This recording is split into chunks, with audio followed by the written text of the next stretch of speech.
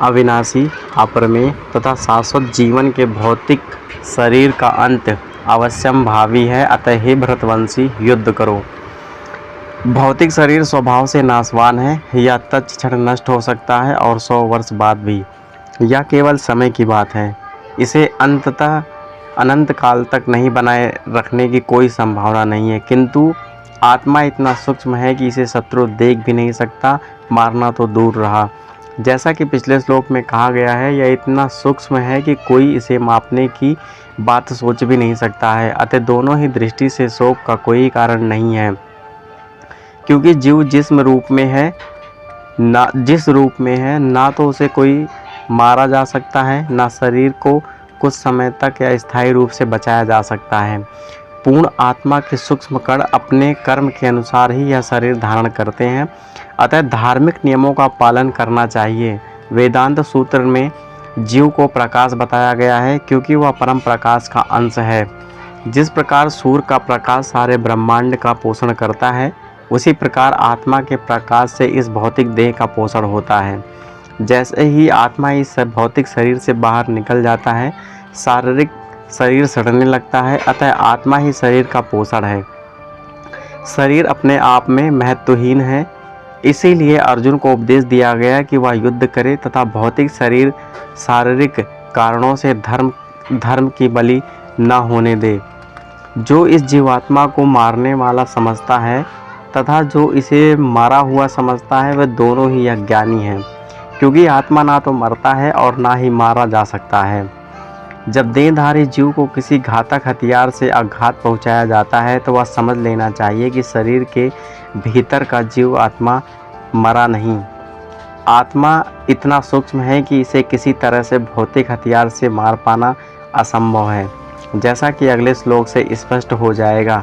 ना ही जीवात्मा अपने आध्यात्मिक स्वरूप के कारण बाध्य है। जिसे मारा जाता है या जिसे मरा हुआ समझा जाता है, वह केवल शरीर होता है, किंतु इसका तात्पर्य शरीर के वध को प्रोत्साहित करना नहीं। वैदिक आदेश है कि किसी भी जीव की हिंसा ना करो। न जीवात्मा अबाध्य है। अबाध्य का अर्थ है कि पशु हिंसा को प्रोत्साहन दिया जाए। किसी भी जीव के शरीर की अनाधिकार हत्या करना निंदनीय है और राज्य तथा भगवत विधान के द्वारा दंडनीय है। किंतु अर्जुन को तो धर्म के नियमानुसार मारने के लिए नियुक्त किया जा रहा था, किसी पागलपनवश नहीं। आत्मा के लिए किसी भी काल में ना तो जन्म न मृत्यु, वह ना तो कभी जन्म लेता है ना ही जन्म लेता है, ना तो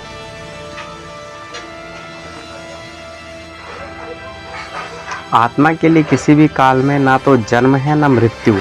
वह ना तो कभी जन्मा है, न जन्म लेता है और ना ही जन्म लेगा। वह अजन्मा, नित्य, शाश्वत तथा पुरातन है। शरीर के मारे जाने पर वह नहीं मारा जाता है।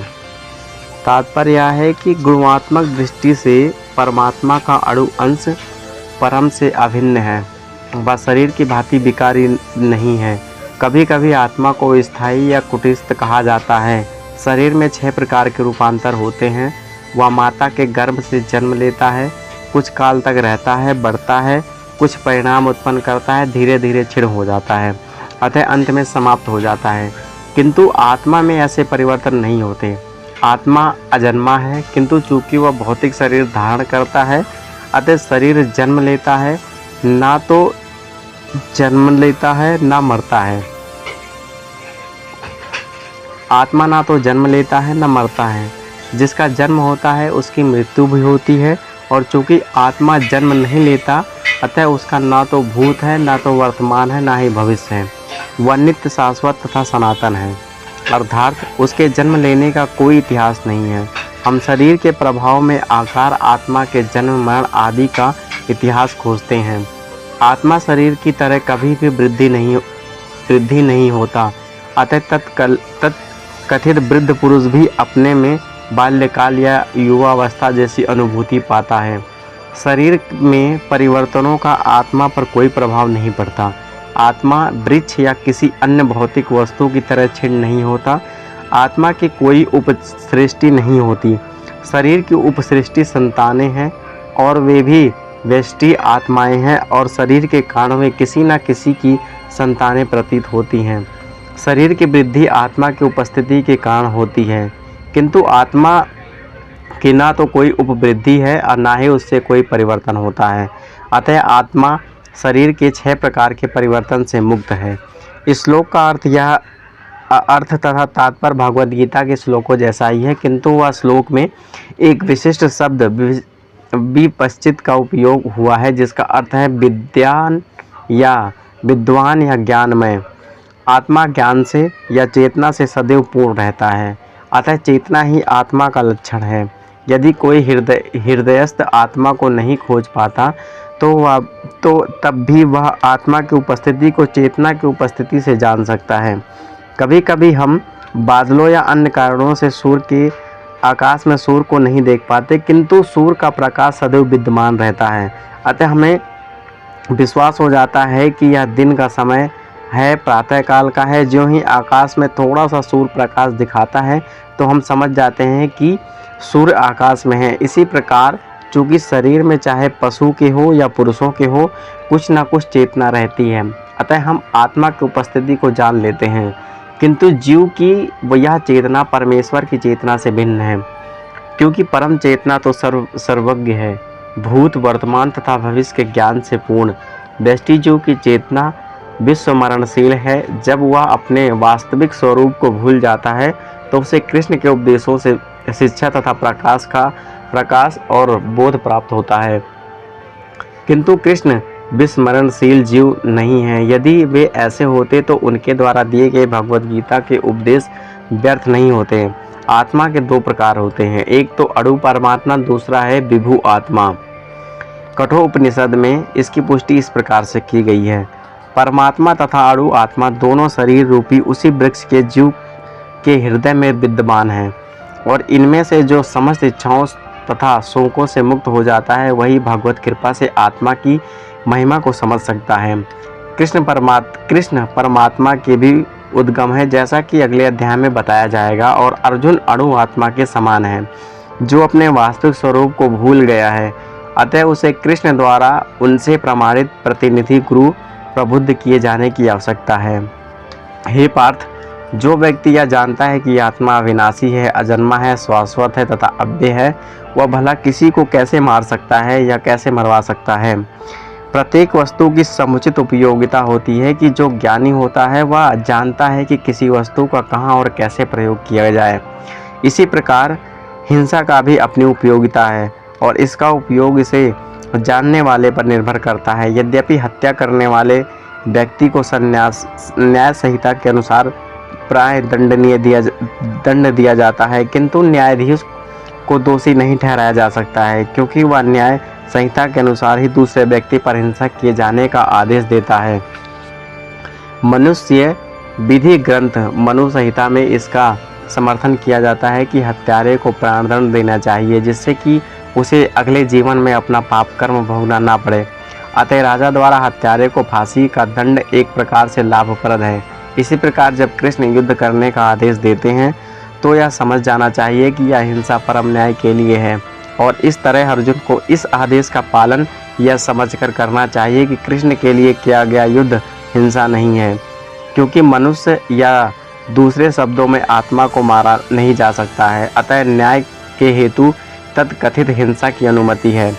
शल्य क्रिया का प्रयोजन रोगी को मारना नहीं, अपितु उसके स्वास्थ्य बनाना है। अतः कृष्ण के आदेश पर अर्जुन द्वारा किए जाने वाला युद्ध पूरे ज्ञान के साथ हो रहा है और उसे पाप फल की संभावना नहीं है।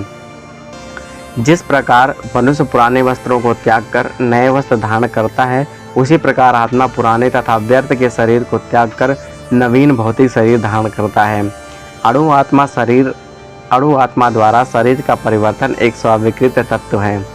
आधुनिक विज्ञानी जन तक जो आत्मा के अस्तित्व पर विश्वास नहीं करते, पर साथ ही हृदय की शक्ति साधना की व्याख्या भी नहीं कर पाते, उन परिवर्तनों को स्वीकार करने को बाध्य हैं, जो बाल्यकाल से कौमारावस्था और फिर तरुणावस्था तथा वृद्धावस्था में होते रहते हैं। वृद्धावस्था से यही परिवर्तन दूसरे शरीर में स्थानांतरित हो जाता है और इसकी व्याख्या इस पिछले श्लोक में की जा चुकी है। अणु आत्मा का दूसरे शरीर में स्थानांतरण परमात्मा की कृपा से संभव हो पाता है। परमात्मा अणु आत्मा की इच्छाओं की पूर्ति उसी तरह करते हैं जिस प्रकार एक मित्र दूसरे की इच्छा पूरी करता है। मुंडक तथा श्वेतांबर उपनिषदों में आत्मा तथा परमात्मा की उपमा दो मित्र पक्षियों से की गई है जो एक ही वृक्ष पर बैठे हैं। इनमें से एक पक्षी अणु आत्मा वृक्ष के फल को खा रहा है और दूसरा पक्षी अपने मित्र को देख रहा है। यद्यपि दोनों पक्षी समान गुण वाले हैं, किंतु इनमें भी एक भौतिक वृक्ष के फलों पर मोहित होता है, किंतु दूसरा अपने मित्र के कार्यकलाप पर साक्षी मात्र है। कृष्ण साक्षी पक्षी हैं और अर्जुन फल भोक्ता पक्षी है। यद्यपि दोनों मित्र हैं, किंतु फिर भी एक स्वामी है और दूसरा सेवक है।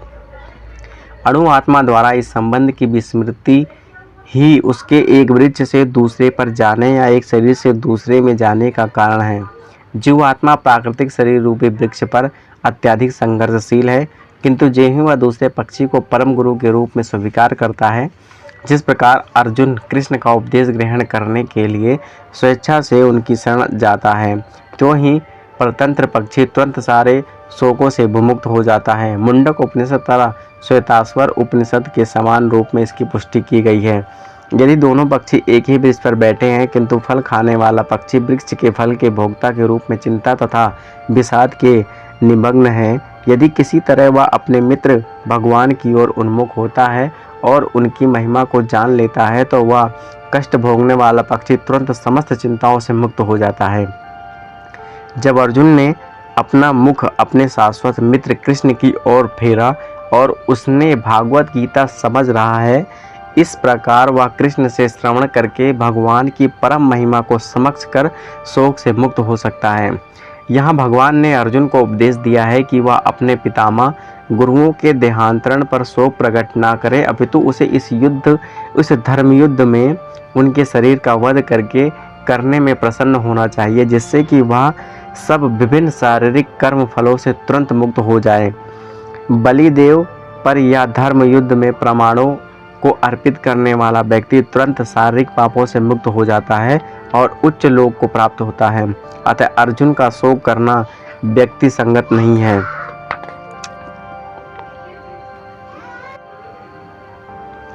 यह आत्मा ना तो कभी किसी शस्त्र द्वारा खंड किया जा सकता है, न अग्नि द्वारा जलाया जा सकता है, न जल द्वारा भिगोया या वायु द्वारा सुखाया जा सकता है। सारे हथियार, तलवार, अग्निशस्त्र, वर्षा के अस्त्र, चक्रवात आदि आत्मा को मारने में असमर्थ हैं। ऐसा प्रतीत होता है कि आधुनिक अग्निशस्त्रों के अतिरिक्त मिट्टी, जल, वायु, आकाश आदि के वे भी अनेक प्रकार के हथियार होते हैं। यहाँ तक कि आधुनिक युग में नाविकीय हथियारों की गणना भी अग्निशास्त्रों में की जाती है, किंतु पूर्व काल में विभिन्न पार्थिव तत्वों से बने हुए हथियार होते हैं। आग्नेयास्त्रों का सामना जल के हथियारों से किया जा सकता है, जो आधुनिक विज्ञान के लिए अज्ञात है। आधुनिक विज्ञान को चक्रवात हथियारों का भी पता नहीं है। जो भी हो, आत्मा को ना तो कभी खंड किया जा सकता है, न किसी वैज्ञानिक हथियारों से उसका संहार किया जा सकता है, चाहे उनकी संख्या कितनी भी क्यों ना हो।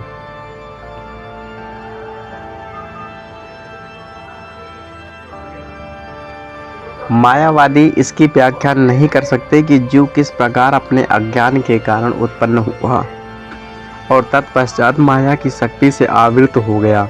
ना ही आदि परमात्मा जो जीवों को विलग कर पाना संभव था। प्रत्युत सारे जीव परमात्मा से विलग हुए अंश हैं। चूँकि वे सनातन अणु आत्मा हैं, अतः माया द्वारा आवृत होने की उनकी प्रवृत्ति स्वाभाविक है और इस तरह वे भगवान की संगति से पृथक हो जाते हैं। जिस प्रकार अग्नि के स्फुलिंग अग्नि से विलग होते ही बुझ जाते हैं। यद्यपि इन दोनों के गुण समान होते हैं, 12 पुराण में जीवों को परमात्मा का भिन्न अंश कहा गया है। भगवद गीता के अनुसार भी वे शाश्वत रूप से ही ऐसे ही हैं। अतः मोह से मुक्त होकर भी जीव पृथक अस्तित्व रहता है, जैसा कि कृष्ण द्वारा अर्जुन को दिए गए उपदेश से स्पष्ट है। अर्जुन कृष्ण के उपदेश के कारण मुक्त तो हो गया, किंतु कभी भी कृष्ण को एकाकार नहीं हुआ। यह आत्मा अखंडित तथा अघुलनशील है।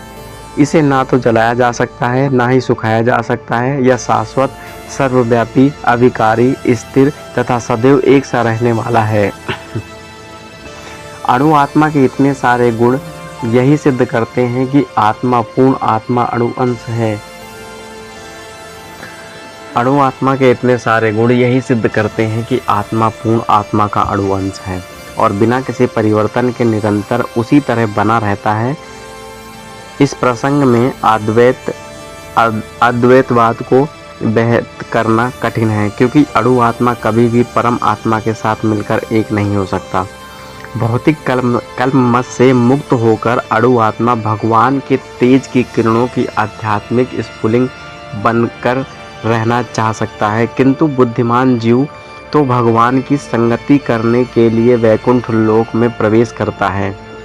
सर्वगत शब्द महत्वपूर्ण है, क्योंकि इसमें कोई संशय नहीं है कि जीव भगवान की समग्र सृष्टि में फैले हुए हैं। वे जल, थल, वायु, पृथ्वी के भीतर तथा अग्नि के भीतर भी रहते हैं। जो यह मानते हैं कि वे अग्नि में स्वाहा हो जाते हैं, वह ठीक नहीं है, क्योंकि यहाँ कहा गया है कि आत्मा को अग्नि द्वारा जलाया नहीं जा सकता है। अतः निस्संदेह इसमें कोई संदेह नहीं है कि सूर्य लोक में भी उपयुक्त प्राणी निवास करते हैं। यदि सूर्य लोक निर्जन हो तो सर्वगत शब्द निरर्थक हो जाता है। यह आत्मा अव्यक्त, अकल्पनीय, अपरिवर्तनीय कहा जा सकता है। यह जानकर तुम्हें शरीर के लिए शोक नहीं करना चाहिए। जैसा कि पहले अध्याय में कहा जा चुका है कि आत्मा इतना सूक्ष्म है कि इसे सर्वाधिक शक्तिशाली सूक्ष्मदर्शी यंत्र से भी नहीं देखा जा सकता है, अतः यह अदृश्य है। यहाँ तक आत्मा के अस्तित्व का संबंध है। श्रुति के प्रमाण के अतिरिक्त अन्य किसी प्रयोग द्वारा इसके अस्तित्व को सिद्ध नहीं किया जा सकता है। हमें इस सत्य को स्वीकार करना पड़ता है, क्योंकि अनुभव गम्य सत्य होते हुए भी आत्मा के अस्तित्व को समझने के लिए कोई अन्य साधन नहीं है। हमें अनेक बातें केवल उच्च प्रमाणों के आधार पर माननी पड़ती है। कोई भी अपनी माता के आधार पर अपने पिता के अस्तित्व को स्वीकार नहीं कर सकता। पिता के स्वरूप को जानने का साधन यह एकमात्र प्रमाण माता है। इसी प्रकार वेदाध्ययन के अतिरिक्त आत्मा को समझने का अन्य उपाय नहीं है। दूसरे शब्दों में आत्मा मानवीय व्यवहारिक ज्ञान द्वारा अकल्पनीय है। आत्मा चेतना है और चेतन है। वेदों के इस कथन को हमें स्वीकार करना होगा। आत्मा में शारीरिक जैसे परिवर्तन नहीं होते। मूलतया अविकारी रहते हुए आत्मा अनंत परमात्मा की तुलना में अणु रूप है।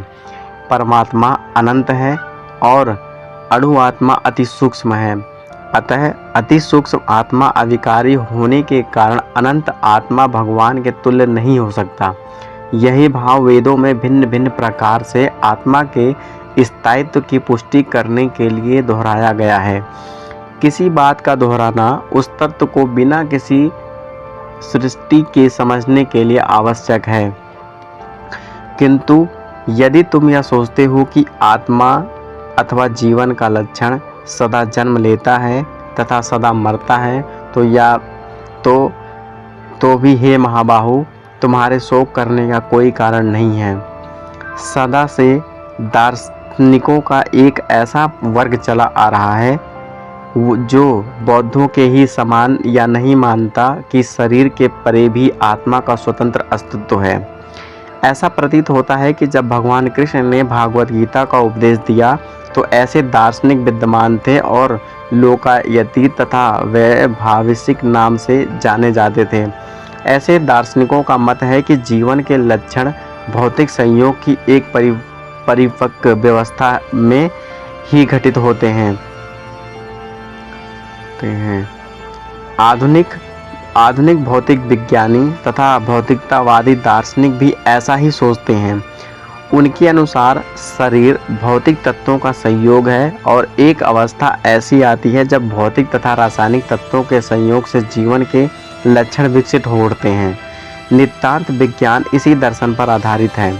संप्रति अनेक क्षम धर्म जिसका अमेरिका में प्रचार हो रहा है इसी दर्शन का पालन करते हैं और साथ ही शून्यवादी अभक्त बौद्धों का अनुसरण करते हैं। यदि अर्जुन को आत्मा के अस्तित्व में विश्वास नहीं था, जैसा कि वैभाषिक दर्शनों में होता है, तो भी उसके शोक करने का कोई कारण न था। कोई भी मानव थोड़े से रसायनों के क्षति के लिए शोक नहीं करता तथा अपना कर्तव्य पलायन नहीं त्याग देता। दूसरी ओर आधुनिक विज्ञान तथा वैज्ञानिक युद्ध में शत्रु का विजय प्राप्त करने के लिए न जाने कितने टन रसायन फूंक देते हैं। वैभाषिक दर्शनों के अनुसार आत्मा शरीर के क्षय होते ही लुप्त हो जाता है।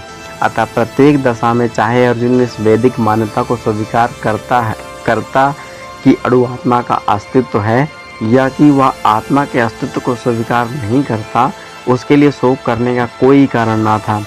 इस सिद्धांत के अनुसार चूंकि पदार्थ से प्रत्येक क्षण असंख्य जीव उत्पन्न होते रहते हैं और नष्ट होते रहते हैं, अतः ऐसे घटनाओं के लिए शोक करने का कोई आवश्यकता नहीं है।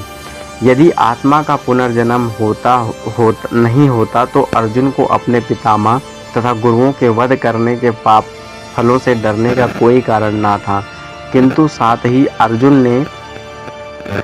ही कृष्ण ने अर्जुन को व्यंग्यपूर्वक महाबाहु कहकर संबोधित किया, क्योंकि उसे वैश्वाविक सिद्धांत स्वीकार नहीं था। वे वैदिक ज्ञान से प्रतिकूल हैं। छत्र होने के नाते अर्जुन का संबंध वैदिक संस्कृति से था और वैदिक सिद्धांतों का पालन करते रहना ही उनके लिए शोभनीय था।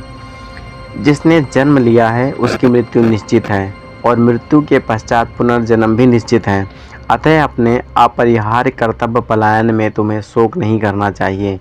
मनुष्य को अपने कर्मों के अनुसार जन्म ग्रहण करना होता है और एक कर्म अवधि समाप्त होने पर उसे मरना होता है, जिससे वह दूसरा जन्म ले सके। इस प्रकार मुक्ति प्राप्त करने के बिना ही जन्म मृत्यु का यह चक्र चलता रहता है। जन्म मरण के इस चक्र से वृथा, हत्या, वध तथा युद्ध का समर्थन नहीं होता, किंतु मानव समाज में शांति तथा व्यवस्था बनाए रखने के लिए हिंसा तथा युद्ध अपरिहार्य है। कुरुक्षेत्र का युद्ध भगवान की इच्छा से होने के कारण अपरिहार्य था और सत्य के लिए युद्ध करना क्षत्रिय धर्म है। अतः अपने अपने कर्तव्य का पालन करते हुए वह स्वजनों की मृत्यु से भयभीत या शोकाकुल क्यों था, वह विधि को भंग नहीं करना चाहता था, क्योंकि ऐसा करने से उसे पाप कर्मों में फल भोगने पड़ेंगे जिनसे वह अत्यंत भयभीत था। अपने कर्तव्य का पालन करते हुए वह स्वजनों की मृत्यु को रोक नहीं सकता था और यदि वह अनुचित कर्तव्य पथ का चुनाव करे तो उसे नीचे गिरना होगा। सारे जीव प्रारंभ से अव्यस्त रहते हैं, मध्य अवस्था में व्यस्त होते हैं और विनष्ट होने पर पुनः अव्यस्त हो जाते हैं। अतः शोक करने की क्या आवश्यकता है। यह स्वीकार करते हुए कि दो प्रकार के दार्शनिक हैं, एक तो वे जो आत्मा के अस्तित्व को मानते हैं और दूसरे वे जो आत्मा के अस्तित्व को नहीं मानते।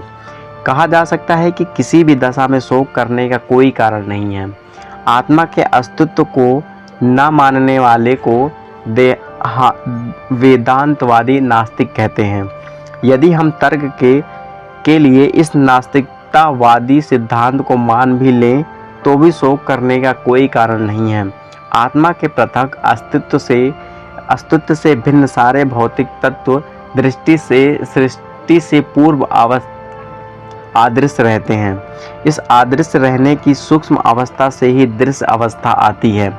जिस प्रकार आकाश से वायु उत्पन्न होती है, वायु से अग्नि, अग्नि से जल और जल से पृथ्वी उत्पन्न होती है, पृथ्वी से अनेक प्रकार के पदार्थ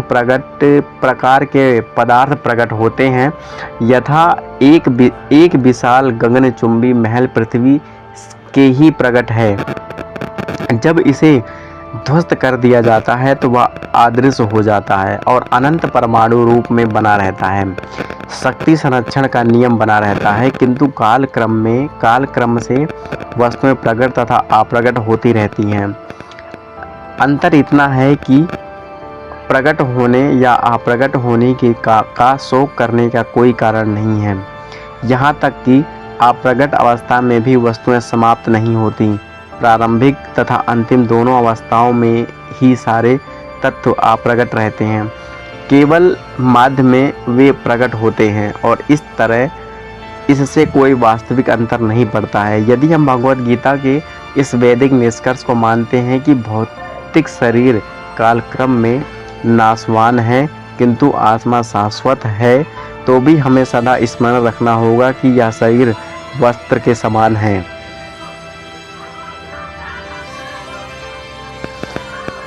किंतु आत्मा, यह भौतिक शरीर कालचक्र में नाशवान है किंतु आत्मा शाश्वत है, तो भी हमें सदा स्मरण रखना होगा कि यह शरीर वस्त्र के समान है। अतः वस्त्र परिवर्तन होने पर शोक क्यों? शाश्वत आत्मा की तुलना में भौतिक शरीर का कोई यथार्थ अस्तित्व नहीं होता। यह स्वप्न के समान है। स्वप्न में हम आकाश में उड़ते हैं, राजा की भांति रथ पर आरूढ़ हो सकते हैं, किंतु जागने पर देखते कि हैं ना तो हम आकाश में हैं और न रथ पर हैं। वैदिक ज्ञान आत्म साक्षात्कार को भौतिक शरीर के अनिश्चित के आधार पर प्रोत्साहन देता है। अतः चाहे हम आत्मा के अस्तित्व को माने या ना माने, शरीर नाश के लिए शोक करने का कोई कारण नहीं था। कोई आत्मा को आश्चर्य से देखता है, कोई इसे आश्चर्य की तरह बताता है तथा कोई इसे आश्चर्य की तरह सुनता है, किंतु कोई इसके विषय में सुनकर भी कुछ नहीं समझ पाते। चूँकि गीतोपनिषद उपनिषद के सिद्धांत पर आधारित है, अतः कठोपनिषद में इस श्लोक का होना कोई आश्चर्यजनक बात नहीं है। विशाल पशु, विशाल वटवृक्ष तथा 1 इंच स्थान में लाखों करोड़ों की संख्या पे उपस्थित सूक्ष्म कीटाणुओं के भीतर अणु आत्मा की उपस्थिति निश्चित रूप से आश्चर्यजनक है। अल्पज्ञ तथा दुराचारी व्यक्ति अणु आत्मा के स्फुलिंग के चमत्कारों को नहीं समझ पाता, भले ही उसे बड़े से बड़ा ज्ञानी जिससे विश्व के प्रथम प्राणी ब्रह्मा को भी शिक्षा दी हो क्यों न समझाए। वस्तुओं के स्थूल भौतिक बोध के कारण इस युग के अधिकांश व्यक्ति इसकी कल्पना नहीं कर सकते कि इतना सूक्ष्म कण किस प्रकार इतना विराट तथा इतना लघु बन सकता है। अतः लोग आत्मा को उसकी संरचना या उसके विवरण के आधार पर आश्चर्य से देखते हैं। इंद्र तृप्ति की बातों में फंसकर लोग भौतिक शक्ति से इस तरह मोहित होते हैं कि उनके पास आत्मज्ञान को समझने का अवसर ही नहीं रहता। यद्यपि यह तथ्य है कि आत्मज्ञान के बिना सारे कार्य का दुष्परिणाम जीवन संघर्ष में पराजय के रूप में होता है। संभवतः उन्हें इसका कोई अनुमान नहीं होता कि मनुष्य को आत्मा के विषय में चिंतन करना चाहिए तथा दुखों का हल खोज निकालना चाहिए। ऐसे थोड़े से लोग जो आत्मा के विषय में सुनने के इच्छुक हैं, अच्छी संगति पाकर के भाषण सुनते हैं, किंतु कभी कभी अज्ञानवश वे परमात्मा तथा अणु आत्मा को एक समझ बैठते हैं। ऐसे व्यक्ति खोज पाना कठिन है जो परमात्मा अणु आत्मा उनके पृथक पृथक कार्यों तथा संबंधों एवं अन्य विस्तारों को सही ढंग से समझा सकें। इससे अधिक कठिन है ऐसे व्यक्ति को खोज पाना जिसने आत्मा के ज्ञान से पूरा लाभ उठाया हो और जो सभी पक्षों से आत्मा की स्थिति का सही निर्धारण कर सके। किंतु यदि कोई किसी तरह से आत्मा के इस विषय को समझ लेता है तो उसका जीवन सफल हो जाता है। इस आत्मज्ञान को समझने का सरलतम उपाय यह है कि अन्य मतों से विचलित हुए बिना परम प्रमाण भगवान कृष्ण द्वारा कथित भागवत गीता के उपदेश को ग्रहण कर लिया जाए। किंतु इसके लिए भी इस जन्म में या पिछले जन्मों में प्रचुर तपस्या की आवश्यकता होती है, तभी कृष्ण को श्रीमन भगवान के रूप में स्वीकार किया जा सकता है। पर कृष्ण को इस रूप में जानना शुद्ध भक्तों की अहेतुकी कृपा से ही होता है, अन्य किसी उपाय से नहीं होता है। हे भरतवंशी, शरीर में रहने वाला रहने वाले का भी कभी कोई वध नहीं कर सकता है। अतः तुम्हें किसी भी जीव के लिए शोक करने की कोई आवश्यकता नहीं है। जब भगवान द्वारा अभिकारी आत्मा विषयक अपना उपदेश समाप्त कर रहे हैं, अमर आत्मा का अनेक प्रकार से वर्णन करते हुए भगवान कृष्ण ने आत्मा को अमर तथा शरीर को नाशवान सिद्ध किया है। अतः क्षत्र होने के नाते अर्जुन को इस युद्ध के भय से कि युद्ध में उसके पितामह तथा गुरु द्रोणाचार्य मारे जाएंगे, अपने कर्तव्य से विमुख नहीं होना चाहिए। कृष्ण को प्रमाण मानकर भौतिक देह से भिन्न आत्मा का पृथक अस्तित्व स्वीकार करना ही होगा, या नहीं कि आत्मा जैसा कोई वस्तु है, या कि जीवन के लक्षण रसायनों के अंतः क्रियाओं के फलस्वरूप एक विशेष अवस्था में प्रकट होते हैं। यद्यपि आत्मा अमर है, किंतु इससे हिंसा को प्रोत्साहन नहीं किया जा सकता है। फिर भी युद्ध के समय हिंसा का निषेध नहीं किया जा सकता, क्योंकि तब इसकी आवश्यकता रहती है। ऐसी आवश्यकता को भगवान की आज्ञा के आधार पर उचित ठहराया जा सकता है, स्वेच्छा से नहीं। क्षत्रिय होने के नाते अपने विशिष्ट धर्म का विचार करते हुए तुम्हें जानना चाहिए कि धर्म के लिए युद्ध करने से बढ़कर तुम्हारे लिए कोई अन्य कारण नहीं है। अतः तुम्हें संकोच करने की कोई आवश्यकता नहीं है। सामाजिक व्यवस्थाओं के 4 वर्णों में द्वितीय वर्ण उत्तम शासन के लिए है और क्षत्रिय कहलाता है। छद का अर्थ है चोट खाया हुआ, जो क्षति से रक्षा करता है वह क्षत्रिय कहलाता है। क्षत्रियों को वन में आखेट करने का प्रशिक्षण दिया जाता है। क्षत्रिय जंगल में जाकर शेर को ललकारता है और उससे आमने सामने की अपनी तलवार से लड़ता था। शेर की मृत्यु होने पर उसकी राजसी ढंग से अंत्येष्टि की जाती थी। आज भी जयपुर रियासत के क्षत्रिय राजा इस प्रथा का पालन करते हैं। क्षत्रियों को विशेष रूप से ललकारने तथा मारने की शिक्षा दी जाती है, क्योंकि कभी कभी धार्मिक हिंसा अनिवार्य होती है। इसीलिए क्षत्रियों के सीधे संन्यास ग्रहण करने का विधान नहीं है। राजनीति में हिंसा कूटनीति चाल हो सकती है, किंतु यह कभी भी कारण का सिद्धांत नहीं रही है। धार्मिक संहिता में इसका उल्लेख मिलता है। युद्ध में विरोधी ईर्ष्यालु राजा के संघर्ष करते हुए मरने वाला राजा या क्षत्रिय को मृत्यु के अनंतर वे ही उच्च लोक प्राप्त होते हैं, जिनके प्राप्ति यज्ञ में मारे गए पशुओं की होती है। अतः धर्म के लिए युद्ध भूमि में वध करना या याज्ञिक अग्नि के लिए पशु का वध करना हिंसाकार नहीं माना जाता, क्योंकि इससे निहित धर्म के कारण प्रत्येक व्यक्ति को लाभ पहुंचता है और यज्ञ में बलि दिए गए पशु को एक स्वरूप में दूसरे में बिना विकास प्रक्रिया के ही तुरंत मनुष्य का शरीर प्राप्त हो जाता है। इसी तरह युद्ध भूमि में मारे गए क्षत्रिय यज्ञ संपन्न करने वाले ब्राह्मणों को प्राप्त होने वाले स्वर्ग लोक में जाते हैं। स्वधर्म 2 प्रकार का होता है। जब तक मनुष्य मुक्त नहीं हो जाता तब तक मुक्ति प्राप्त करने के लिए धर्म के अनुसार शरीर विशेष के कर्तव्य करने होते हैं। जब वह मुक्त हो जाता है तो उसका विशेष कर्तव्य या स्वधर्म आध्यात्मिक हो जाता है और देहात्म बुद्धि में नहीं रहता। जब तक देहात्म बुद्धि है तब तक ब्राह्मणों तथा क्षत्रिय के लिए स्वधर्म पालन अनिवार्य होता है। स्वधर्म का विधान भगवान द्वारा होता है, जिसका स्पष्टीकरण 4th अध्याय में किया जाएगा। शारीरिक स्तर पर स्वधर्म को वर्णाश्रम धर्म अथवा आध्यात्मिक बोध का प्रथम सोपान कहते हैं। वर्णाश्रम धर्म अर्थात प्राप्त शरीर के विशिष्ट गुणों पर आधारित स्वधर्म की अवस्थाओं से मानवीय सभ्यता का शुभारंभ होता है। वर्णाश्रम धर्म के अनुसार किसी कार्य क्षेत्र में स्वधर्म का निर्वाह करने से जीवन उच्च स्तर पद को प्राप्त किया जा सकता है। हे पार्थ, वे क्षत्रिय सुखी हैं जिन्हें ऐसे युद्ध के अवसर अपने आप स्वतः प्राप्त होते हैं, जिनके लिए स्वर्गलोक के द्वार भी खुल जाते हैं।